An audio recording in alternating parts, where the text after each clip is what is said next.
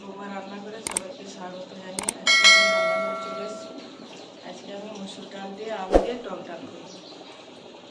এই যে ডাল নিয়েছি আর এই আম কেটে নিয়েছি, সরষে ফোড়ন দেবো আর শুকনো লঙ্কা। ডাল সিদ্ধ করে নিয়েছি, তো ডালটা আমি ছুঁকে দেবো, তাই আমি কড়াটা বসিয়ে দিয়েছি। কড়াই গরম হয়ে গেছে, আমি তেল দিয়ে দেবো। সাদা তেল দিলাম, দুটো শুকনো লঙ্কা কেটে দেবো। আমি অল্প ক্যারি পাতা দেবো। আমি কালো সরষে নিয়ে নিচ্ছি, ফোড়ন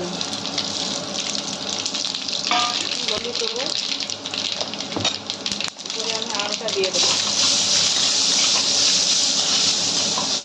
পরিমাণ মতো নুন দেবো, লঙ্কার গুঁড়ো দেবো। কালার হওয়ার জন্য একটু টক টক ঝাল ঝাল লাগবে, তাই আমি অল্প করে দেবো। বন্ধুরা, আম পুরো গলে গেছে, এবার আমি ডালটা ঢেলে দেবো।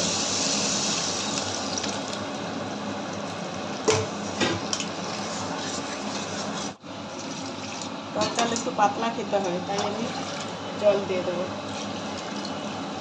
ডাল পাতলা খেতে, টক ডাল রেডি হয়ে গেছে, এবার ঢেলে নেব। গ্যাসটা বন্ধ করে ঢেলে দেবো। টক ডাল, আম দিয়ে টক ডাল রেডি হয়ে গেছে। ভালো লাগলে কমেন্ট করে, সাবস্ক্রাইব করে পাশে থাকলে খুশি হবে।